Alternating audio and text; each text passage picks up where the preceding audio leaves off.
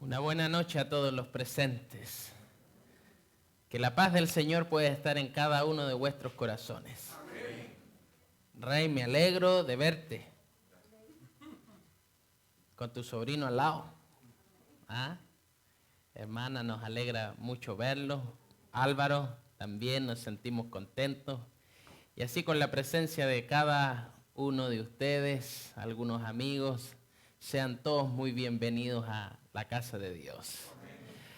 De la misma manera como hemos empezado todas estas noches antes de ministrar la palabra, vamos a hacer una oración para que Dios haga sensibles nuestros corazones. Y en algún punto de la historia, en algún punto del relato, en algún punto de esta disertación, nuestra vida se confronte con Dios y con nuestra urgencia y nuestra necesidad de un Salvador. Vamos a inclinar el rostro para orar. Oh querido Dios, alabamos tu nombre por tus muchas misericordias.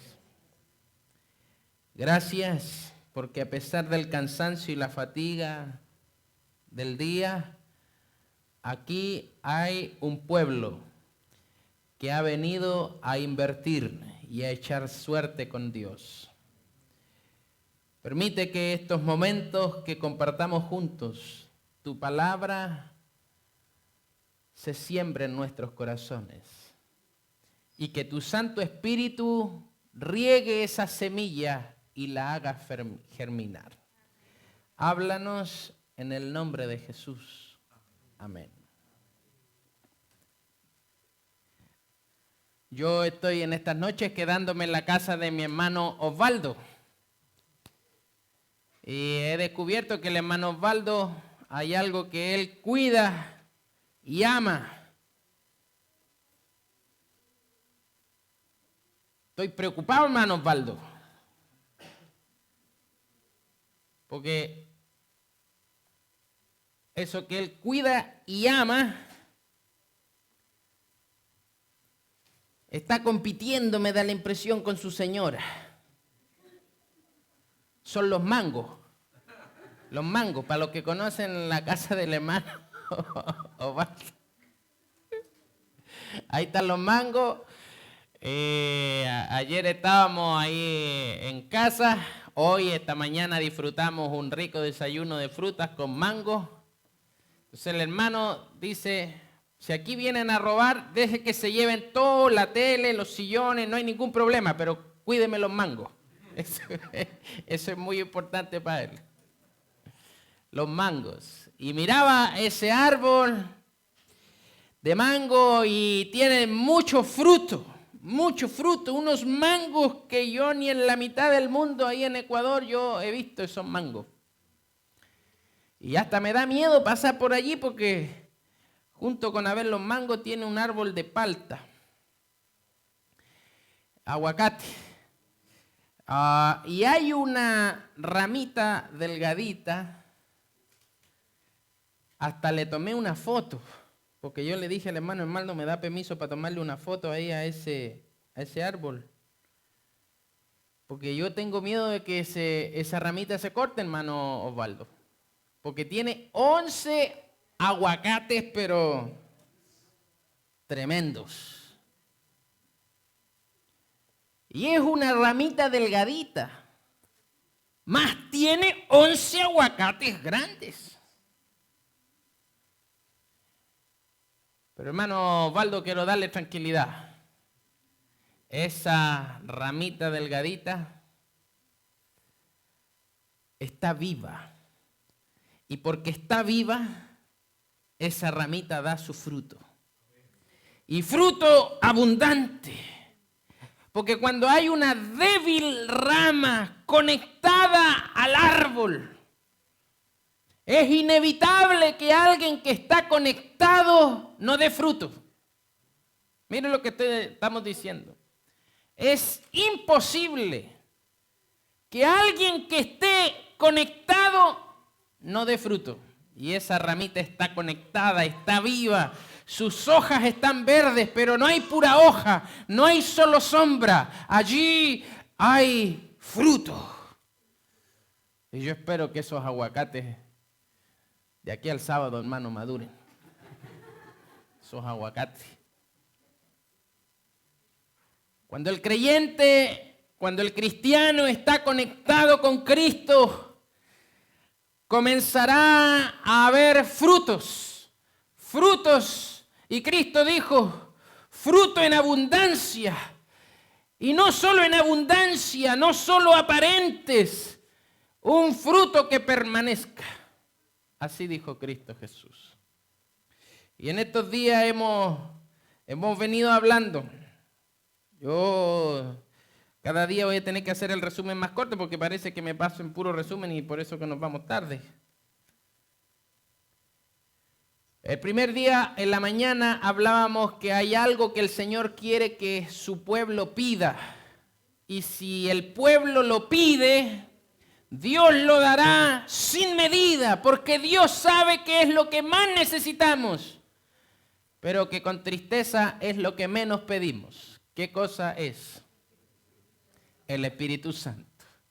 Y en cualquier otra cosa Dios puede decirnos, si algo le pedimos, Señor, le pedimos un aumento de sueldo, Señor, cámbiame al jefe, cámbiame a la señora, cualquier cosa usted puede recibir un sí, un no, o en espera un poco. Pero hay solo una promesa que el Señor ha prometido responder con un sí. Y es el sí incondicional de dar el Espíritu Santo a los creyentes que lo piden.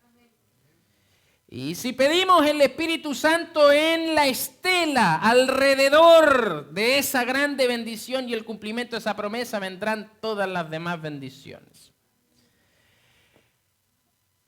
Entonces en la tarde comenzamos a ver el tema de las funciones del Espíritu Santo. Yo pido disculpas ahí al equipo que está haciendo la señal por internet porque todos los días me han preguntado el título del tema. Entonces las funciones del Espíritu Santo eran un tema, pastor. Más hemos predicado 3 noches de las funciones del Espíritu Santo. Vamos, espero que se acuerden.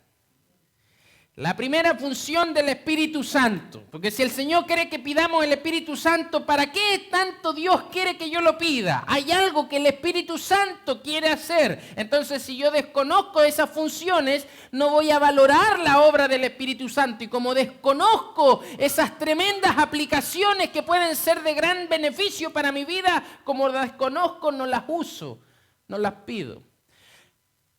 La primera función: iluminar el camino. Yo pregunto, ¿cuántos quisiéramos ver con claridad el rumbo de nuestras decisiones que Dios quiere que tomemos? Porque a veces uno se siente complejo, uno dice, Señor, yo no sé si ir en esta dirección o no sé si tomar esta decisión o no sé si casarme con él o no sé si tomar este trabajo o no. Así. Pero en la palabra de Dios encontraremos los principios con total claridad, porque una de las funciones del Espíritu Santo es iluminarnos para comprender la voluntad de Dios. Y esa voluntad revelada la conoceremos únicamente a través de las Escrituras. Y el mismo Espíritu que inspiró a estos santos hombres a escribir la Escritura es el mismo Espíritu que nos ayudará a comprender. Hablábamos como indiecitos de una tribu deseosos de hacer la voluntad de Dios en una cultura tan distinta de la nuestra pudieron conocer la voluntad clara de Dios. El día siguiente hablábamos que el Espíritu Santo, después de iluminar al creyente, de mostrarle el camino, de mostrarle la voluntad de Dios para su vida, el Espíritu Santo quiere transformar el carácter. ¿Qué es lo que quiere hacer el Espíritu Santo? Transformar el carácter. Cristo está haciendo una obra allá arriba por nosotros, una obra que usted ni yo podemos hacer, una obra que yo necesito un mediador y Cristo me está representando allá arriba, pero hay alguien que está haciendo una obra no por mí, porque Cristo la está haciendo por mí. Hay alguien que está haciendo una obra en mí. ¿Y quién es ese? Es el Espíritu Santo. Por eso que el apóstol Pablo dice con total claridad, dice, vosotros sois templo del Espíritu Santo. Permítanme hacer un corto paréntesis.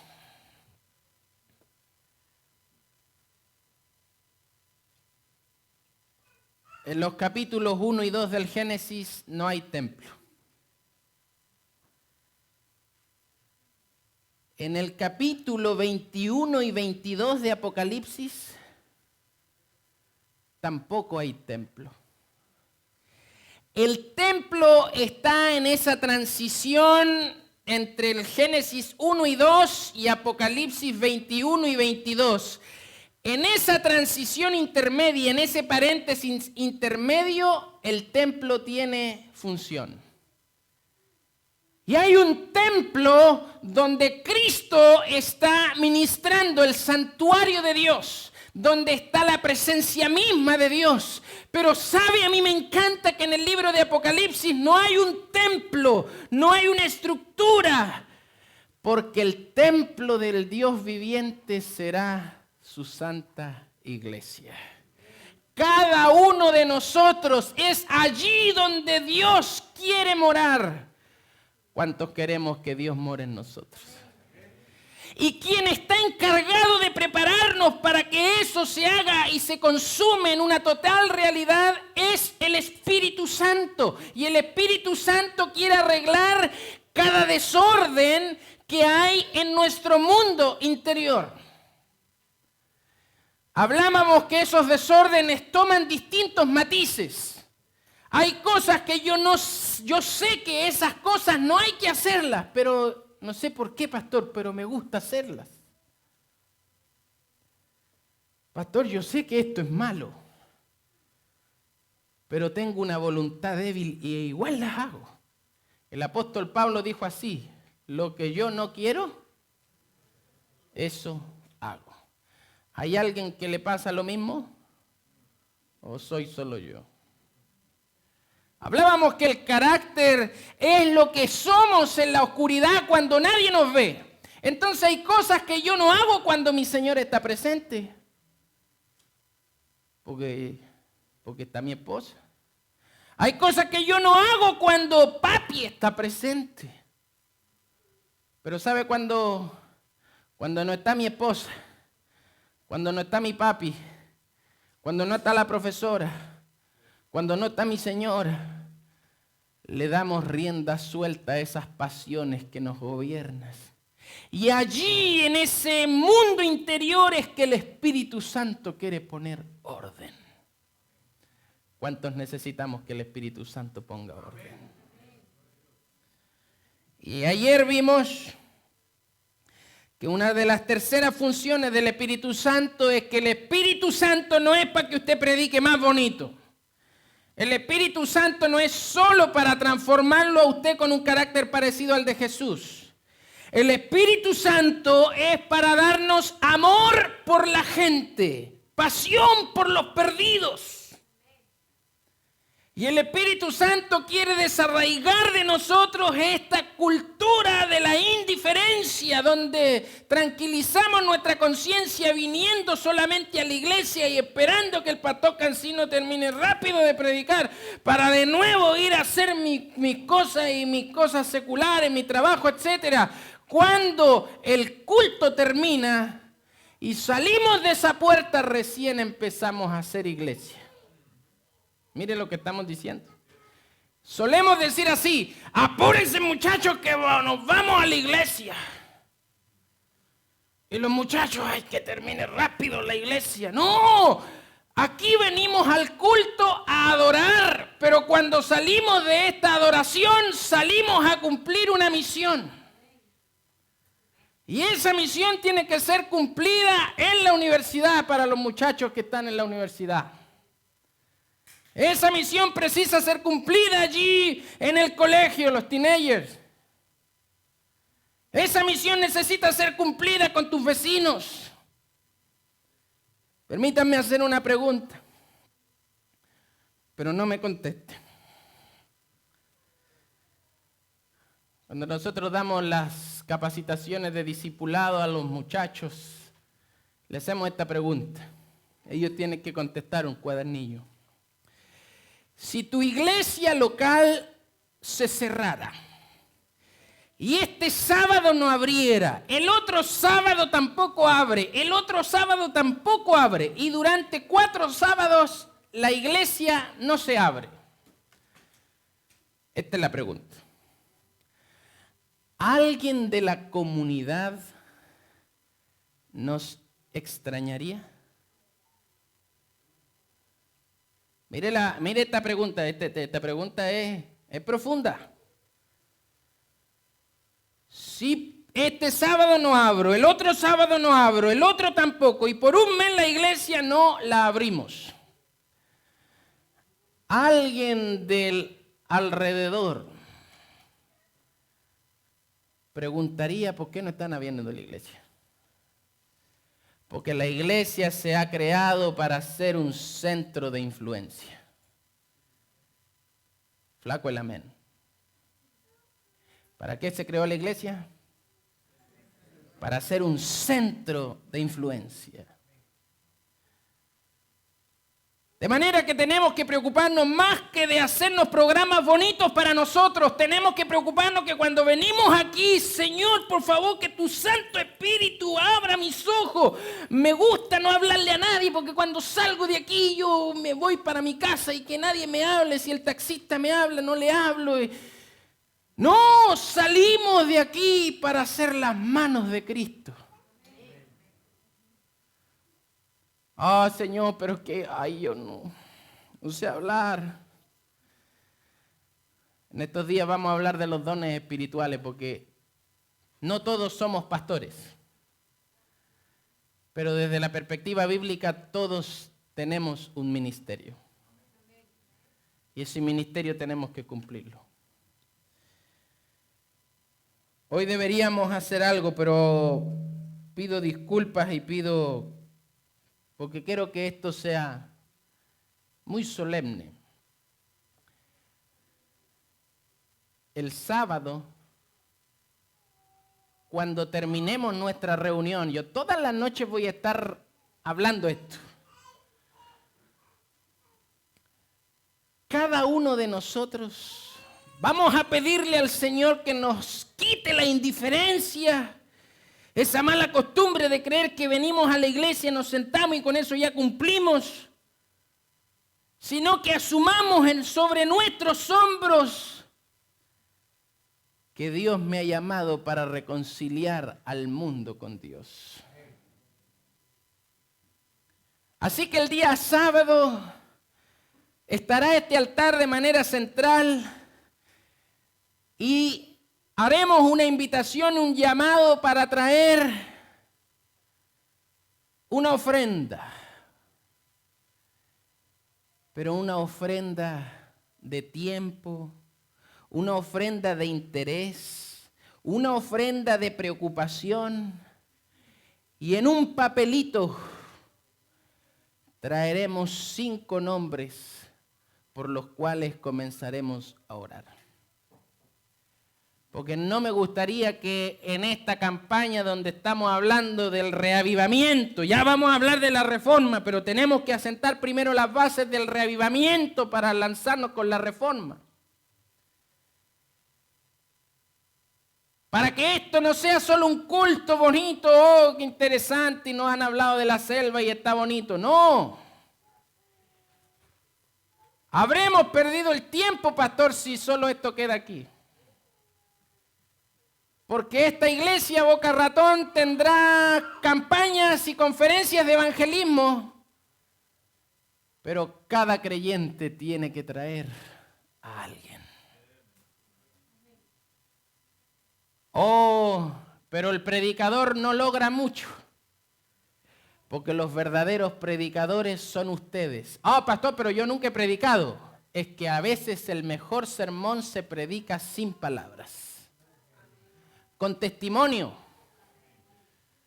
Si es necesario, abre la boca, pero es posible predicar sin palabras. Por eso que el apóstol Pedro, él dice así: mujeres, hermanas piadosas que tienen a sus esposos no convertidos, por el testimonio silencioso, ganaron a sus esposos inconversos. Un testimonio silencioso.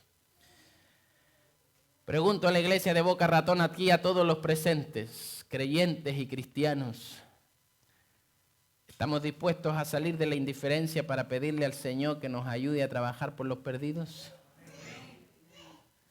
Le pregunto a los jóvenes, ¿estamos dispuestos a trabajar por los muchachos que perecen? Damas, ¿estamos dispuestas a trabajar por las damas que están bajo nuestra influencia? Varones, ¿estáis dispuestos?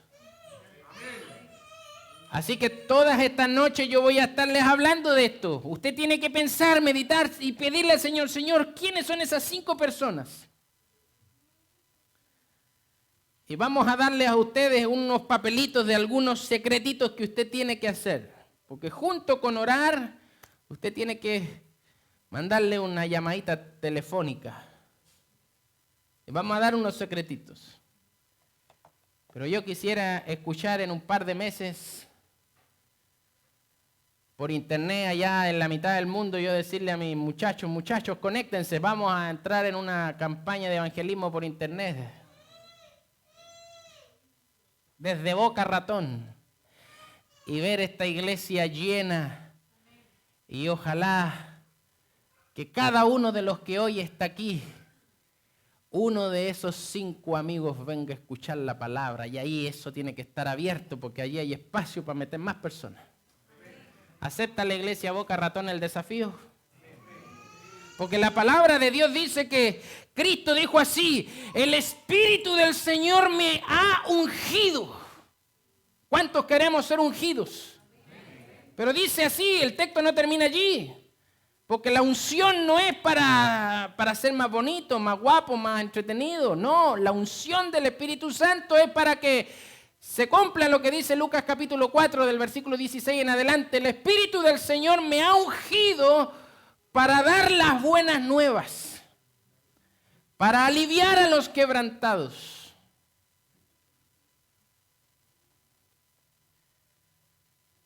No hay más tiempo.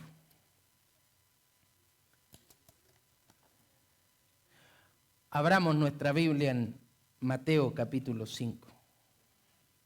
Mateo capítulo 5.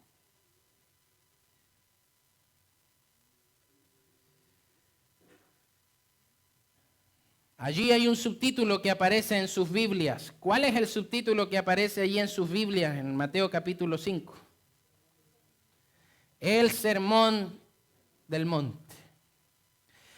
Cristo predicó pocos sermones.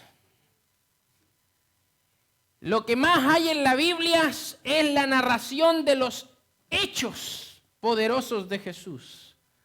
Lo que a mí me da la impresión de que Cristo predicó más con acciones que con palabras. ¿Alguien dice amén por eso? Amén. Más acciones que palabras. Pero las palabras también tienen su lugar, y en esos pocos sermones que hay registrados en la Escritura, uno de los más conocidos es este. Y Cristo en este sermón puso las altas expectativas que el cielo tiene de los que profesan el nombre de Dios. Porque profesar el nombre de Dios, profesar el nombre de Cristo, es mucho más desafiante que mantener una mera religión. Hay muchos que tienen una religión, pero no una conexión. Una denominación, pero no una relación. Y el Señor precisa que haya una relación profunda. Y cuando haya una conexión, una relación profunda, esta ramita delgada, pero conectada a ese gran árbol, dará fruto, fruto en abundancia y un fruto que durará para siempre. Así que Cristo comienza a contar su sermón y en lo que nos quedan de estos días vamos a estudiar de manera concreta el sermón. Y al término del sermón, Cristo habla del Espíritu Santo. Así que en estos días vamos a hacer esa conexión. ¿Y sabe con lo que empieza hablando Cristo? Hay algunas palabras que son muy conocidas por la cristiandad. Católicos, protestantes, evangélicos, presbiterianos, adventistas. Estas son las palabras. Versículo 3. Bienaventurados, ¿quiénes? Los pobres en espíritu. Porque de ellos, ¿qué cosa es? Es el reino de los cielos. Bienaventurados, ¿quiénes? Los que lloran, porque ellos recibirán consolación. Bienaventurados los mansos, porque ellos recibirán la tierra por heredad. Bienaventurados los que tienen hambre y sed de justicia, porque ellos serán saciados. Bienaventurados los misericordiosos, porque ellos, ¿qué cosa? Alcanzarán misericordia. Bienaventurados los de limpio corazón, porque ellos verán ¿a quién? ¿Cuántos quieren ver a Dios? Pero ¿cuántos necesitan que el Señor nos limpie el corazón? Porque para ver a Dios, lo van a ver los limpios de corazón. Vivimos en una cultura que está limpia por fuera.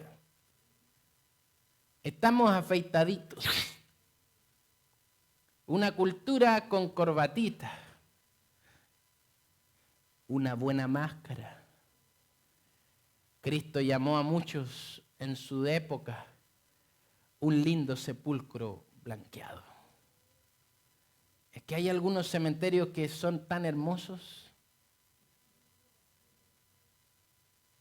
pero debajo de ese pasto y de esa lápida es tan bonito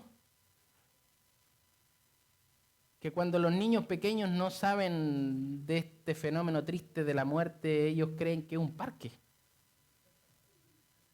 Y hay que andarlos parando porque los niños creen que es un parque y quieren andar corriendo cuando hay otros llorando. Que él no sabe que es un parque. Y que ahí debajo de eso bonito que hay, abajo hay algo bien feo. Bienaventurados los de limpios de corazón, porque ellos verán a Dios. Bienaventurados los pacificadores, porque ellos serán llamados hijos de Dios. Yo no quiero que me llamen hijo del diablo o hijo de Belial. Quiero que me conozcan por ser hijo de Dios. Pero para que lo conozcan como hijo de Dios, ¿qué es lo que tenemos que hacer? Pacificadores. Vamos a hablar en estos días de esto. Bienaventurados los que padecen persecución por causa de la justicia. Hay algunos que padecen persecución porque no han pagado las cuentas, entonces hay una persecución, unas llamadas telefónicas y lo llaman por esto y por otro y van a dar mensaje y todo. Estoy pasando persecución. Pero hay muchas persecuciones que son justificadas porque nosotros hemos sido irresponsables. Pero esta persecución no es por esa irresponsabilidad humana. Esa persecución es por ser parecidos a Dios. Bienaventurados sois cuando por mi causa os vituperen y os persigan y digan toda clase de mal contra vosotros, mintiendo. Gozaos y alegraos, porque vuestro galardón es grande en los cielos, porque así persiguieron a los profetas que fueron antes que vosotros. Estas 8 bienaventuranzas son 8 virtudes que Dios quiere implantar en el carácter. Hoy día sí que está bien puesto el título, pastor. El carácter cristiano. Pero como ayer lo anunciaron, pero el sermón del domingo lo partí en 3. Entonces hoy día es la parte 1, no es la parte 2 como está apareciendo en internet, a nuestros amigos ahí por internet, es la parte 1. Estas 8 bienaventuranzas son lo que a Dios más le importa. Él tenía un sermón de este tamaño, pero él empezó su sermón con lo que a Dios más le importa. ¿Y sabe lo que a Dios más le importa? Estas bienaventuranzas son el milagro más grande que Dios quiere hacer. El milagro más grande que Dios quiere hacer es transformar tu carácter y hacerte más parecido a Jesús. Todo lo demás que continúa en el sermón que estaremos viendo estas noches carece de sentido si primero no ocurre este milagro inicial en nosotros. Y esto tiene plena concordancia con lo que el apóstol Pablo dijo así, porque el fruto del Espíritu es. ¿Cuál es el fruto del Espíritu? Amor, gozo, paz, paciencia, benignidad, bondad, fe, templanza, mansedumbre, dominio propio. Son varias virtudes, ustedes se dan cuenta. Pero noten lo que el pasaje bíblico dice, mas el fruto es. Y comienza a enumerar varias virtudes. Cuando usted estudia el texto bíblico se va a dar cuenta que esto no es un menú. Es como cuando usted va a un restaurante y dice, ¿qué quiere servirse, señor? Hay varias opciones. Y usted puede coger una de las varias. El milagro que Dios quiere hacer en el carácter, que tiene que ver íntima conexión con el fruto del Espíritu, esto no es una opción. Ah, pastor, a mí no me gusta ser manso. Esa no me gusta. Sírvame un misericordioso. Oh, a mí no me gustan los llorones. Esa no. Póngame un pacificador. El milagro que Dios quiere hacer es un paquete que conlleva todo eso. No es una o dos de todas. Son un milagro de generar todas esas virtudes en cada uno de nosotros. Y esto es desafiante. Así que el milagro más grande que Dios y el encargado de ese Dios, particularmente es el Espíritu Santo, para que esas virtudes, ese fruto del Espíritu que tiene varias virtudes, bondades, para que eso se haga una realidad, precisamos el Espíritu Santo. En estos días hablamos del carácter y personalidad, la lucha que hay entre lo uno y lo otro. La máscara, una máscara interesante, una máscara aparente de santa piedad. A mí me encanta trabajar con los muchachos porque los muchachos son honestos en todos los sentidos. Los muchachos dicen todo lo que piensan y sienten. ¿Cuántos dicen amén? Hay algunos papás que pasan vergüenza porque su muchacho es adolescente y le llegaron visitas, le llegó el pastor y llega su muchacho adolescente y usted dice, oh pastor, qué alegría, y entra su muchacho adolescente y el muchacho no saluda nada y pasa rápido a su cuarto y le pone seguro al cuarto porque quiere estar solo. Y usted lo va a buscar, oye, no saludaste al pastor y y nos deshacemos en disculpas porque no, que el muchacho es honesto. Él se comporta tal cual como siente y dice todo lo que piensa. Hace poco en España se hizo una reunión del Partido Socialista. Yo no voy a hablar de política, solo voy a mencionar esto. Pero si aquí hay algún cientista político, alguien de civismo, alguien nos escucha por internet, la Biblia habla de una posición. Y usted podría poner al escrutinio de la palabra de Dios el capitalismo, el socialismo, el comunismo, y hasta en eso Dios tiene luz para decirnos. Pero esa no es mi temática ahora, pastor. Pero permítanme decirle lo que ocurrió ahí en España. Esas señoritas estaban en una reunión discutiendo cómo el Partido Socialista se proyecta en el futuro. Y se levantó una muchacha de una universidad. Y dijo las críticas, siendo ella socialista, dijo las críticas del sistema socialista. Y para terminar, eso está en YouTube. Para terminar, dijo así la muchacha.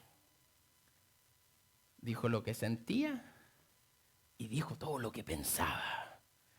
Los adultos hemos aprendido así, ay, es que como es el presidente, que como es este, y tratamos de ser diplomáticos, por no decir mentirosos.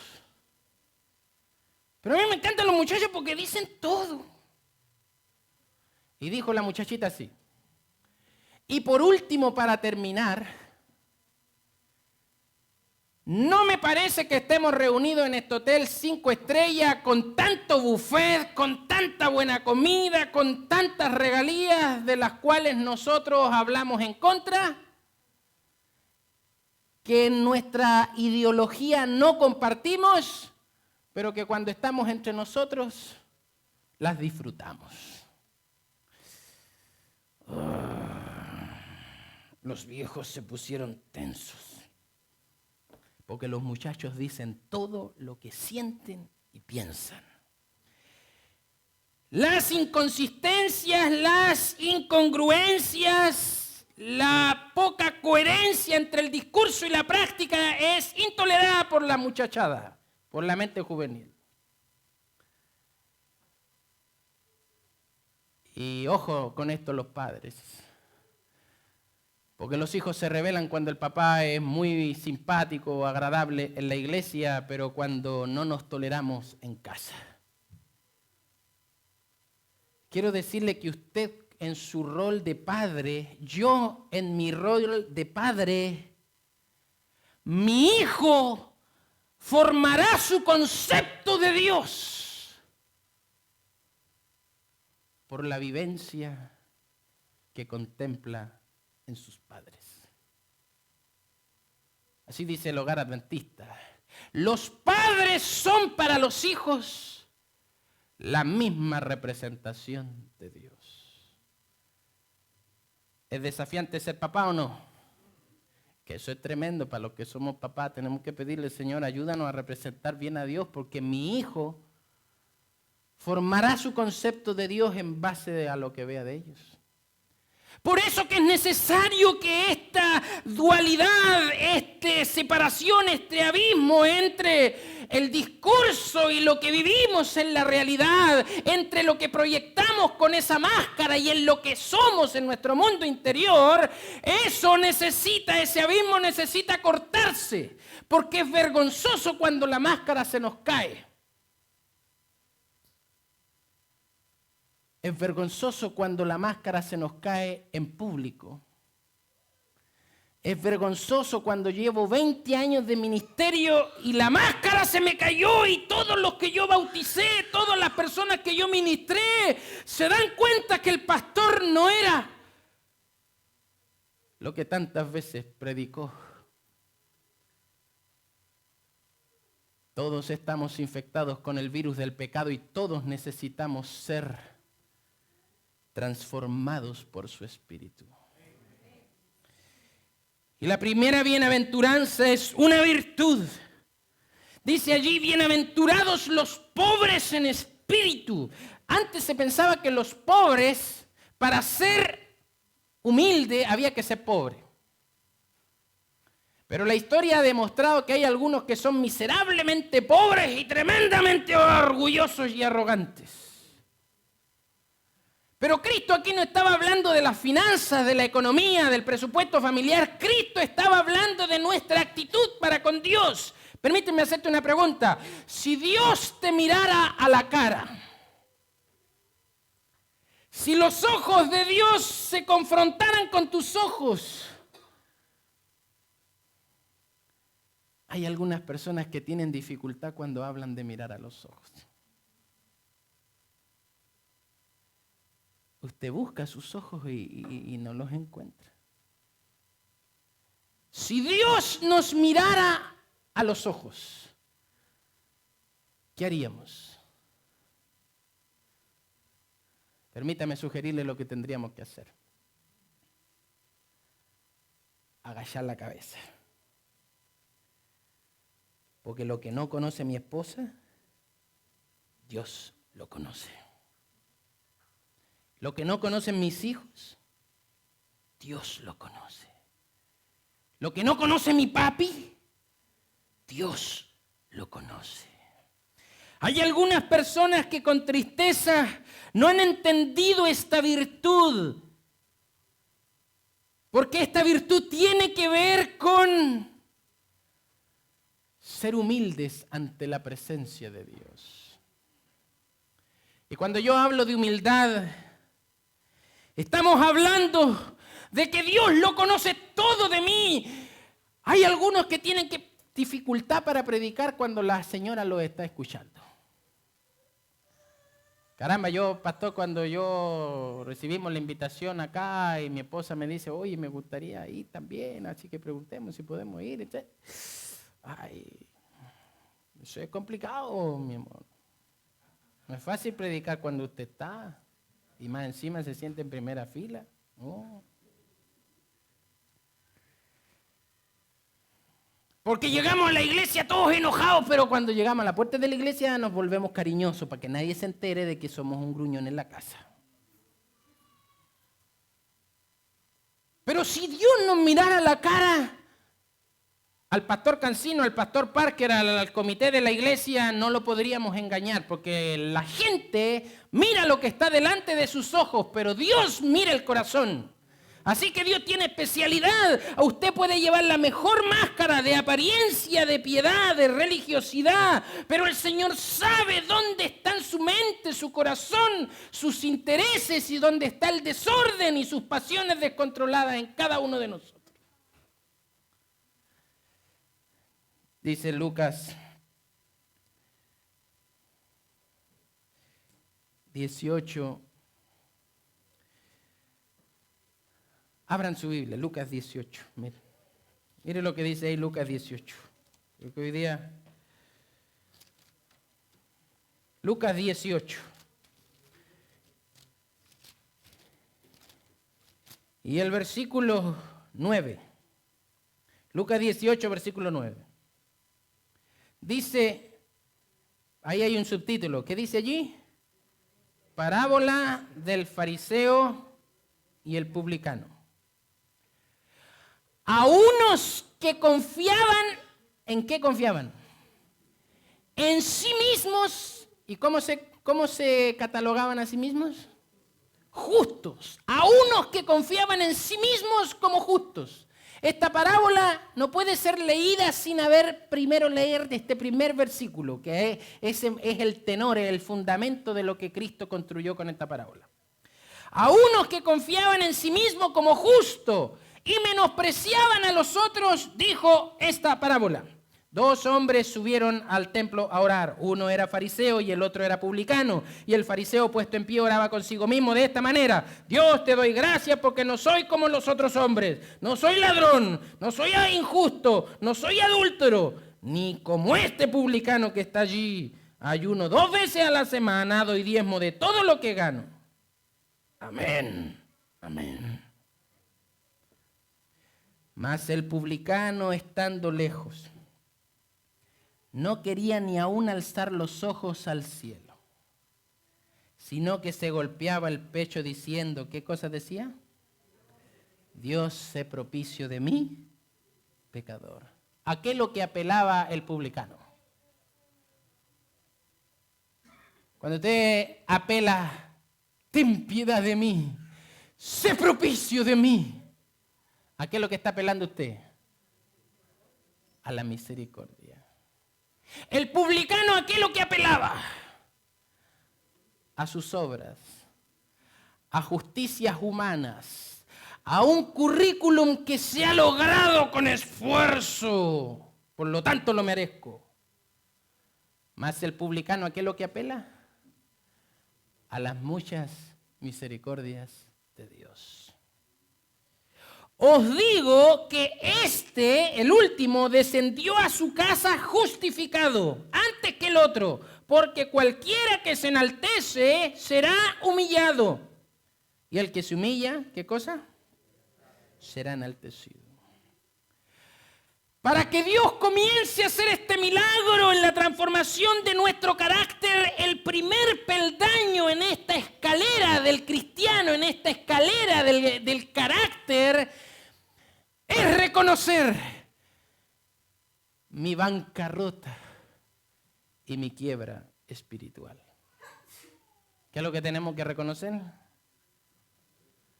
Y yo pregunto a nosotros, todos los jefes de hogar, a los que han llegado a este país con el deseo de prosperar, de lograr sueños, de concretar metas, de ojalá que mis hijos no pasen lo mismo que yo pasé en nuestro país, etc. ¿Es agradable declararse en bancarrota?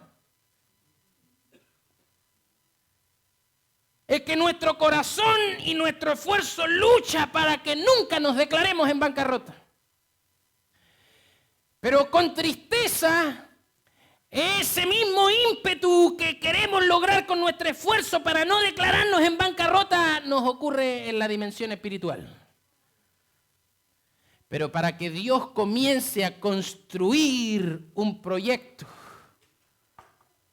necesitamos reconocer nuestra bancarrota y nuestra quiebra espiritual. Esto significa reconocer que por muy bueno que los hermanos me crean, por muy bueno, por muy puntual, por muy misionero, por muy generoso con los diezmos, con la ofrenda, por todas esas cosas buenas, si yo llego al cielo, es porque Dios lo conoce todo de mí. Y si puedo llegar al cielo es solo por sus muchas misericordias.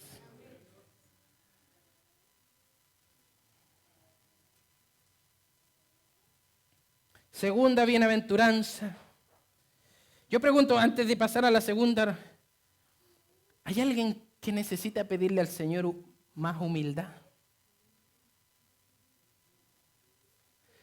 No sé si ustedes han conocido algunas personas que a veces se presentan como campeones sobre el pecado, como nuevos reformadores. Y cada vez que pueden nos hacen sentir miserables a todos, pero se presentan ellos como ejemplos irreprensibles. Y uno sale de aquí bajoneado porque los palos fueron y vinieron y nos llegaron por todos lados los machetazos. Cuando Dios quiere hacer una obra, Dios nos da machetazos. Sí, porque a veces hay que darse con la piedra para abrir los ojos. Pero Dios no nos da puro machetazo y nos maltrata, no. Dios agarra el cuchillo porque para sacar el tumor hay que pasar el bisturí. Para sacar el tumor hay que hacer una herida. Pero luego de hacer esa herida, esa no es una herida malintencionada para infligirte dolor. Es una herida para extraer el tumor. Así que Cristo, junto con pasarte ese machete, te pasa el machete para extraer el tumor.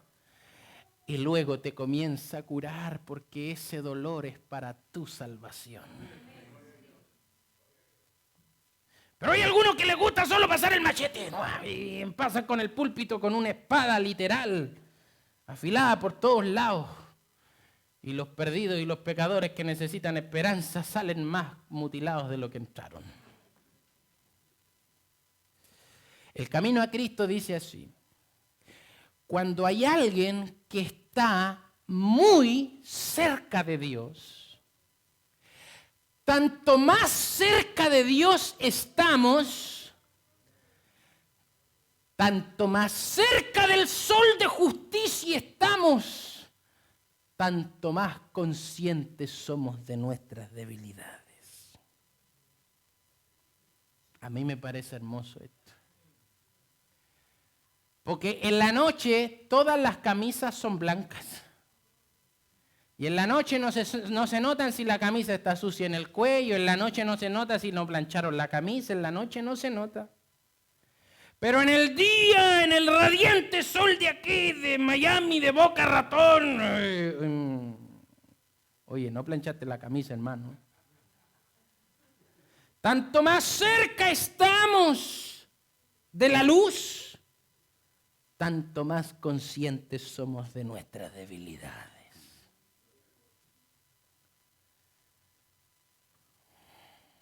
Por eso que es complicado predicar frente a la señora. Complicado, Ray. Complicado, pastor. Porque ella nos conoce. Y si imagínense si nuestra esposa nos conoce, ¿cuánto más Dios? Si podemos llegar arriba, es única y exclusivamente por las muchas misericordias de Dios. Antes de irnos, quiero que se vayan con esta bienaventuranza, porque esto vamos a estudiar el sermón de Cristo, pero el sermón de Cristo parte con el milagro del carácter. Estas virtudes implantadas en el carácter, Dios sacando los tumores de nuestros defectos, gruñones, egoístas, chismosos. Dios tiene que meter el bisturí para comenzar a sacar. Arrogancia, apariencia de piedad, saquen ese tumor que es terrible. Pero Dios no solo saca, Dios saca lo malo, pero pone la medicina. Así que Dios quiere arrancar ese orgullo espiritual para poner humildad.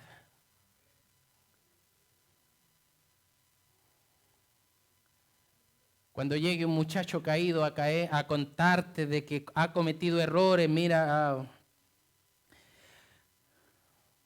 es frustrante para un papá enterarse de que un hijo cometió errores. Yo he conocido muchos líderes que los jóvenes los quieren, porque cuando ellos tienen caídas y debilidades, encuentran en ese hermano, en ese anciano de iglesia, un apoyo. Hombres impresionantes, pero que en algún momento pasaron por una prueba. Su hija o su hijo cometió el mismo error que los muchachos de la iglesia. Y la actitud fue diferente. ¿A quién es que debiéramos ministrar con más amor que a cualquier otra oveja?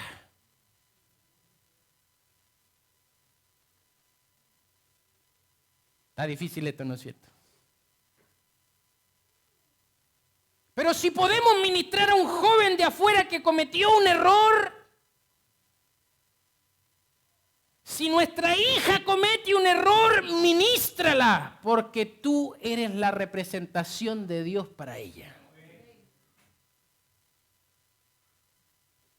Y eso que nos pasa de manera tan frustrante a veces con nuestros hijos, imagina lo que siente Dios como Padre cuando nosotros miserablemente también caemos.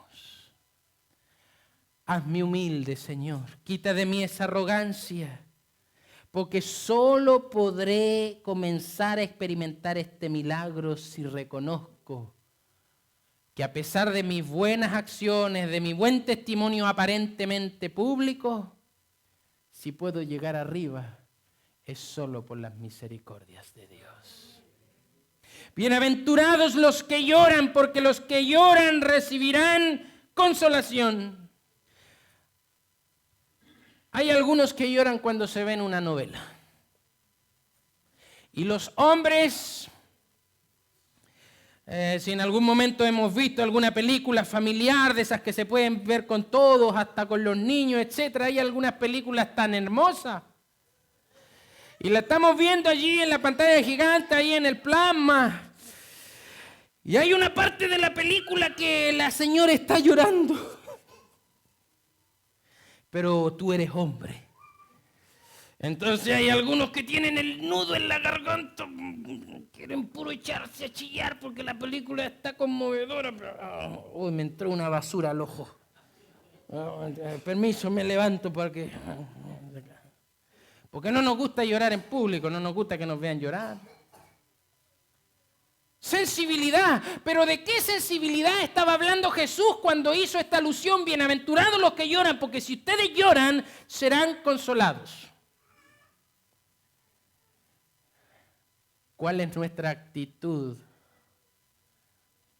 cada vez que pecamos? Mire esta pregunta y manténla en mente. Esta es la última bienaventuranza que vamos a analizar en esta noche. ¿Cuál es nuestra actitud cuando pecamos? ¿Cuál es nuestra actitud cuando fallamos a Dios? Oye, yo soy director del Ministerio de la Familia en nuestro campo. Ministro a muchos conflictos familiares y escucho cosas como estas. Estas son cosas interesantes. Ay, pastor, de un rato para otro vi que mi esposo iba al baño con teléfono.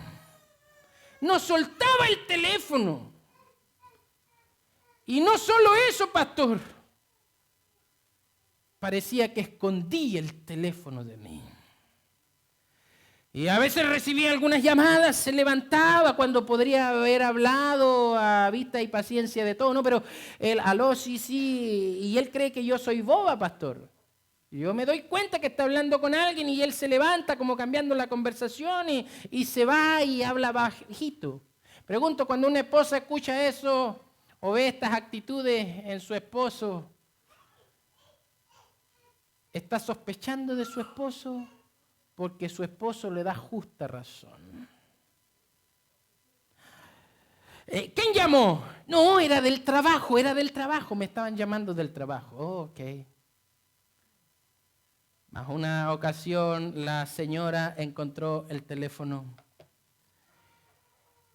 y con este bichito allí, ¿por qué mi esposo cuida tanto el teléfono? Se me entró a los mensajes y comienza a encontrar unos mensajes cariñosos que ella no escribió.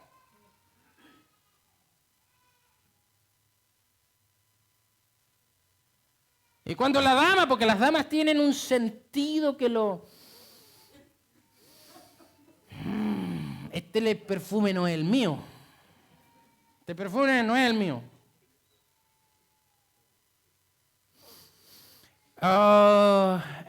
¿Quién te llamó? Del trabajo. Oh, ok.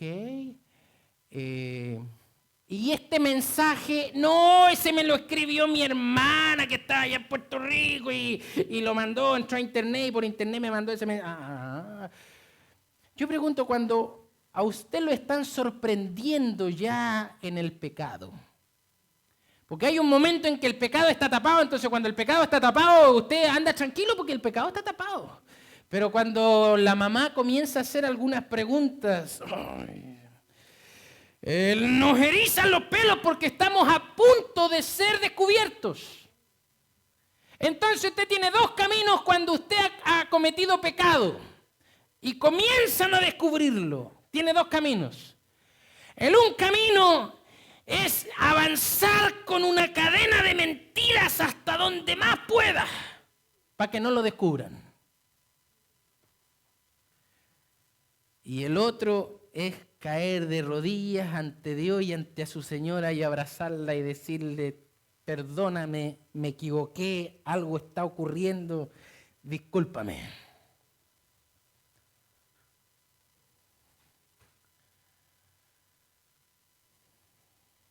Y este es un problema que lo tenemos todos. Y cuando usted hace algo que no debió haber hecho, usted tarde o temprano se confrontará ante la decisión de tomar uno de estos dos caminos. O inventa mentiras para que no lo pillen. Y aunque es vergonzoso decir, sí, yo fui, discúlpame, me equivoqué. Eso es vergonzoso, dependiendo de sea cual sea la situación, eso es bochornoso. Pero es mejor pasar un bochorno aquí en la tierra y salvarnos que no pasar ningún bochorno aquí en la tierra, porque borré todas las llamadas, fui al historial y borré todo el historial. Nadie me pilló. Es mejor pasar una vergüenza aquí en la tierra y salvarnos que si fui tan sigiloso, borré todas las evidencias. Todos los hermanos creen que yo soy un santo. Y cuando estemos allá en el reino de los cielos, los hermanos, estén preguntando, ¿y dónde está el pastor Cancino aquí? Si nosotros creíamos que él era uno de los primeritos que debía haber estado aquí. En el cielo habrá un bochorno en torno a mi persona. Así que mantengan esto en mente. ¿Cuál es nuestra actitud cuando nosotros pecamos? Si tu actitud está inclinada a borrar los mensajes para que tu esposo no se dé cuenta, si tu actitud está inclinada a borrar el historial para que tu papi no ande husmeando las páginas de internet que andas visitando, revela que cada vez que pecas tu corazón está duro. Y con un corazón que está duro como una piedra, el Espíritu Santo no puede trabajar. Con un corazón que tiene una actitud perversa, donde ya no solo fue un desliz en el pecado, porque cuando usted va caminando por la calle, nadie quiere caerse, ¿no es cierto? Porque es vergonzoso caerse. Yo he visto algunas señoritas que van bien bonitas ahí en la calle caminando, y con unos tacos que son tremendos, ¿no? Porque los zapatos son re caros, cuestan como $80 para andarse martirizando. Y cuando pueden, en todos los autos andan las chancletas. Así que ahí están los tacos y ella va muy bonita caminando y de repente el taco se dobló y se cayó y toda bonita ahí. ¡Qué vergüenza! La señorita no quiere que nadie le ayude.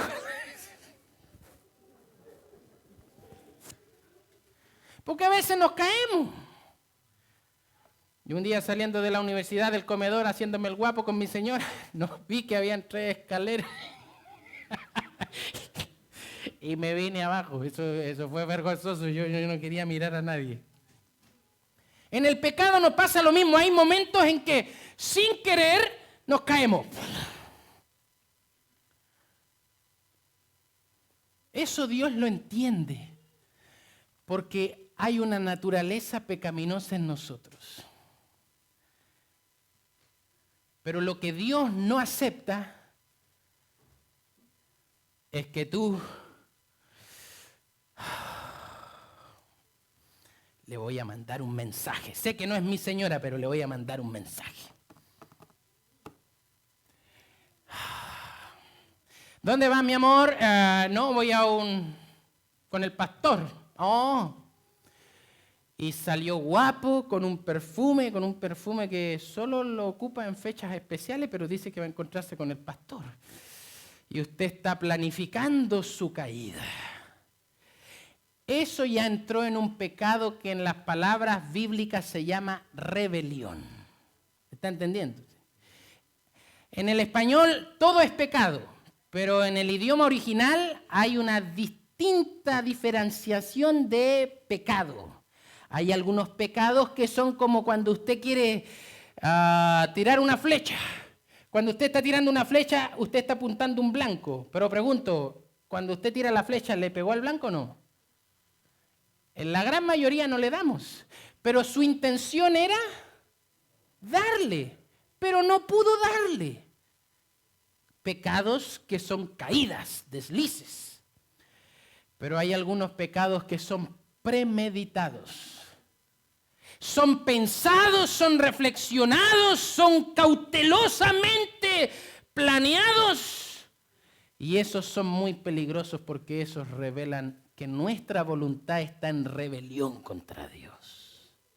Y si eso nos está ocurriendo y lo maquillamos muy bien con una máscara de piedad, con una máscara, ay mi amor, que Dios te bendiga, hacemos el culto familiar y lo maquillamos muy bien, pero cuando estamos solos hay una lucha profunda y nos tiramos a la piscina del pecado, eso revela que hemos perdido la sensibilidad por el pecado. Oh, queridos hermanos, y esto es peligroso. Perder la sensibilidad. Las damas tienen una sensibilidad con los olores increíble. Yo tengo una hijita pequeña que a veces cuando vamos a visitar, hay algunos hogares que tienen perritos, gatitos, etcétera, y las casas que tienen tanto animalitos tienen olores. Entonces, como yo soy adulto y voy a visitar a la persona, yo voy y me aguanto todos los olores, pero mi hija, como es una niña sana, que todavía no aprende la diplomacia o el arte de no decir las cosas y de encubrirlas por no ser una mentirosa, y ella dice, papi, aquí huele feo. Oh, mi hija tiene una sensibilidad como las damas. Y esa misma sensibilidad el Señor quiere lograr en nosotros cuando alguien nos proponga un negocio. Esto me huele medio turbio. Esta cortesía me parece media sospechosa. No se me haga el loco. Como que el que no siente nada, porque si usted mantiene esa insensibilidad, no se dará cuenta cuando esté nadando en la piscina del pecado. Así que si vuestros corazones están duros, David un día cometió un adulterio miserable, tan miserable fue David que se acostó con la hija de uno de sus guardaespaldas, porque Urías Eteo era uno de los 30 valientes de David, era uno de los 30 mejores gladiadores que en Israel había, era uno de los 30 que había jurado dar la vida por el rey, era uno de los amigos. Cuando el rey iba al baño, el rey no podía ir solo porque había mucho atentado, mucho terrorismo, así que estos 30 guerreros valientes cuidaban al rey por donde quiera que iba y el rey los conocía nombre por nombre, esos 30. Y dentro de esos 30 estaba Urías. Y cuando mirando a la muchacha se da, ¿quién es esa muchacha guapa, brother? Es mujer de Urías.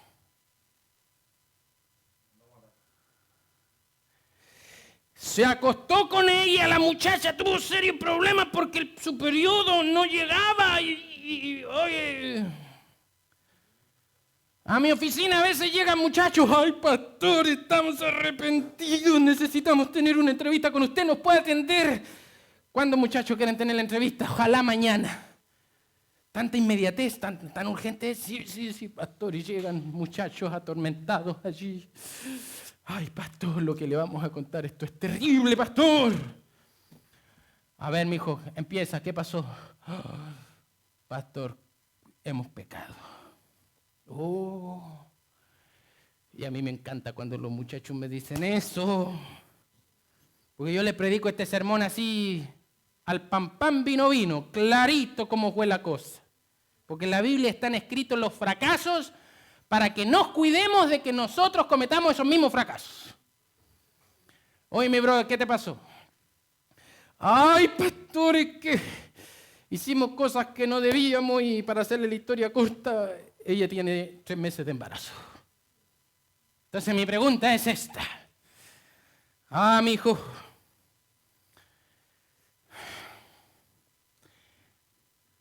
¿era primera vez que lo hacían? Cuando escuchan esta pregunta es incómodo para ellos, para la señorita también. Generalmente habla él. No, pastor, no era la primera vez. Y se dibuja una sonrisa en ellos. Ah. ¿Y por qué cuando fue la primera vez no vinieron a verme? Es que no se quedó embarazada. Por eso no vinimos. Como no se quedó embarazada, no vinimos. O sea, ahora que se quedó embarazada, viene arrepentido. Pregunto, mi hijo, ¿estás arrepentido o tienes miedo de lo que va a pasar?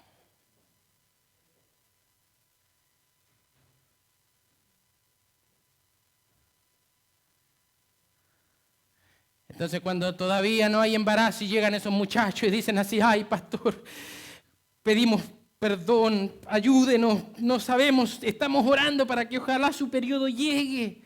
Yo hago esta oración con los muchachos. Vamos a orar, muchachos. Vamos a hacer el procedimiento como hay que correr. Mira, mi hija, Dios te va a perdonar, pero tú eres una hija de Dios y tú también, mi hijo, así que no te hagas el loco porque en este lío están metidos los dos. Si la muchacha queda embarazada, mi hijo, usted va a tener que hacer esto. Va a tener que ir a contarle a los padres de ella y vaya a hablar con su pastor. Porque cuando en la iglesia se disciplina, no se disciplina por malo. Si en la iglesia se disciplina porque se ama.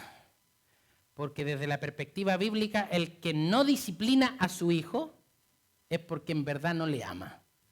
La disciplina es una expresión amante. Porque a veces necesitamos que nos hablen duro y se repruebe lo que hemos hecho. Pero no se nos deje solo, se nos apoya. Entonces yo hago la oración. Querido Dios, aquí están estos muchachos. Perdónalos. Están con sus corazones entristecidos. Pero quisiera que su tristeza sea por las razones correctas. Si ellos están genuinamente arrepentidos en esta incertidumbre, que no haya embarazo. Y el silencio quedará entre nosotros. Y que Dios les dé una hoja en blanco para escribir una nueva historia. Pero Señor, si tú ves que esto no es genuino arrepentimiento, si ves que ellos van a seguir entrando en las debilidades del pecado, que haya un embarazo y que ambos asuman con responsabilidad esto ocurrido y en medio de esta situación incómoda, bochornosa, no esperada, se encuentren con un Dios que les ayudará a enfrentar las consecuencias de su decisión. Sí, esto es tremendo. Porque si no se quedó embarazada, como no se quedó embarazada, algunos aprenden los secretitos para seguir disfrutando de los deleites sin pasar por ese susto. David la tenía calladita y cuando la muchacha le dijo, ay, estoy embarazada, ¿qué vamos a hacer? David mandó a llamar a su amigo Urías que estaba en la guerra, lo abrazó, lo besó, le dijo, my brother, ¿cómo estás, hermano? Y tanto estrés en la guerra, vaya a disfrutar de los deleites del matrimonio con su señora. ¿Sabe lo que dijo Urías? Mi esposa no es un objeto sexual como para que yo bote mi estrés. Urías era heteo, no era judío, pero aprendió una cosmovisión de la sexualidad como un regalo de Dios, como una unión espiritual y no solo de cuerpos. Y con su cabeza en la guerra, él no puede ir a estar con su mujer para libertarse del estrés. Estaba medio incómodo porque si él no duerme con su señora, ¿cómo tapamos el embarazo entonces y el periodo que no llega? Lo emborrachó. Porque algunos borrachos se animan a hacer alguna cosa que no se animarían buenos y sanos. Algunos para declararse tienen que tomarse unos, para tomar valor e ir a declararse porque no lo harían en otras condiciones. Así que allí, pero él se embriagó, pero no afuera de la casa durmió y al otro día se fue a la guerra. Y como esto no pudo, entonces, ¿cómo tapamos el embarazo? ¿Cuántos días, cuántas semanas llevamos? Hizo una cartita y pidió al jefe de los 30 que lo pongan a la primera línea de guerra. Oiga, eso es tremendo. Porque cuando usted peca y usted no quiere que nadie se entere de su pecado, usted comienza con una cadena de pecados, cadena de pecados, cadena de pecados, cadena de pecados.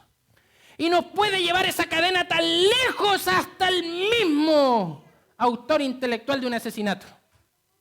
Y cuando le dijeron que Urías se murió, David respiró. Porque ahora ese muchacho que viene en el vientre de Betsabé, la gente va a decir, el otro día vimos a Urías aquí, debe haber tenido un romance, qué pena, la dejó embarazada y después se fue a la guerra y se murió. ¿Y sabe lo que ahora hace David? Entonces David dice, bueno, esta mujer se ha quedado viuda. Y como es la esposa de uno de mis guardaespaldas, él es mi hermano, fue mi hermano, así que, Betsabé, yo voy a cuidar de usted. ¿Está embarazada? Yo cuidaré del hijo de Urías. Oiga, qué cinismo. ¿Hasta dónde nos lleva el pecado?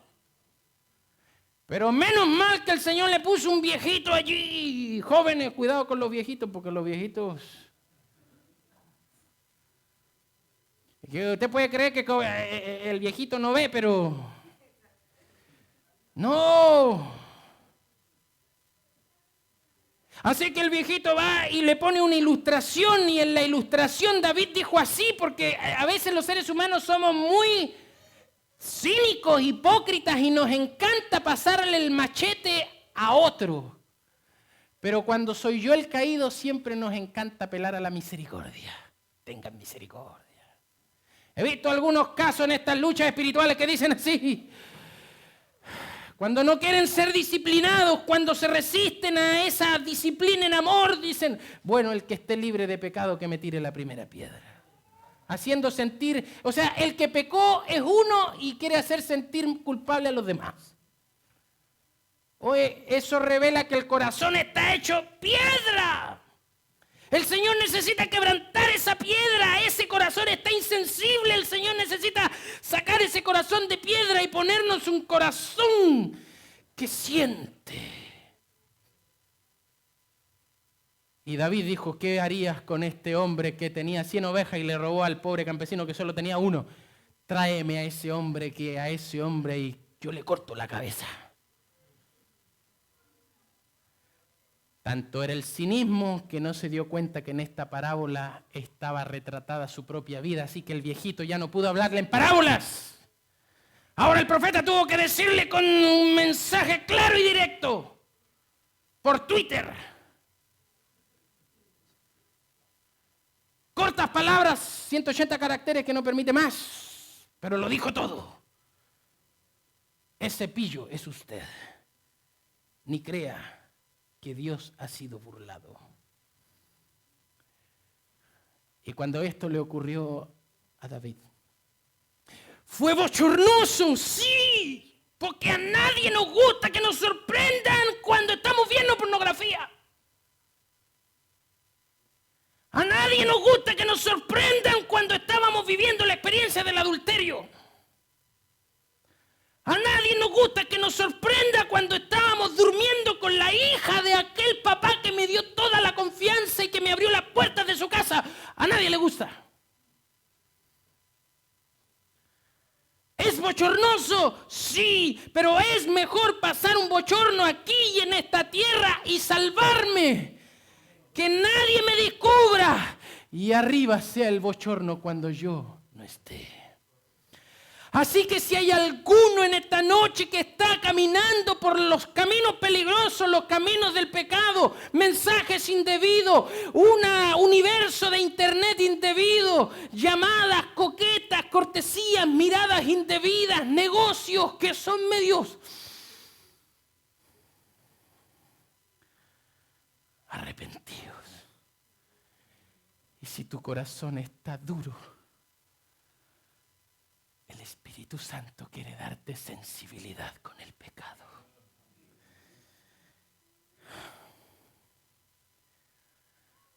Yo necesito que el Espíritu Santo me ayude a dejar de justificar algunas cosas que sé que son incorrectas, pero que me agradan. Yo necesito el Espíritu Santo.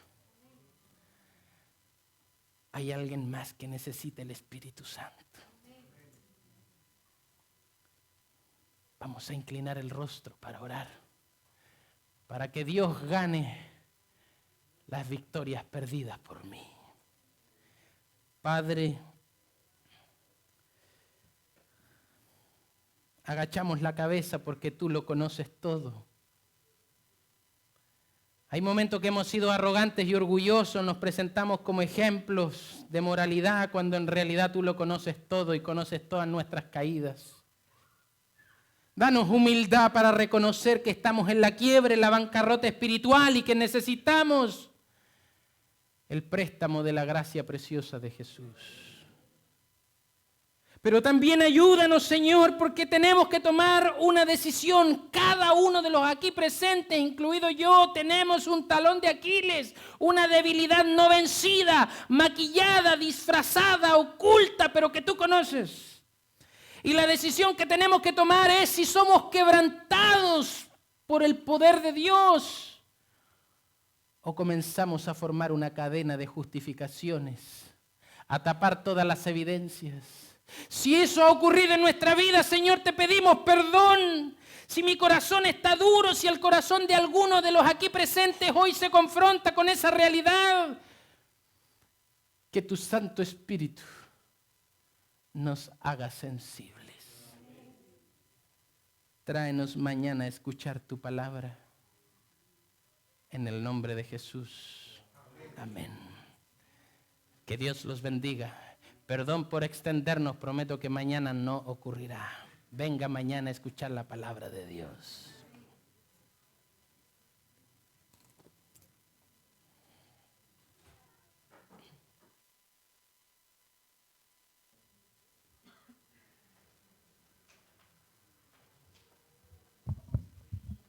Bien, María, hermanos, sin más preámbulo vamos a seguir, estamos todos invitados, vamos con la bendición de nuestro Dios y que mañana temprano podamos volver.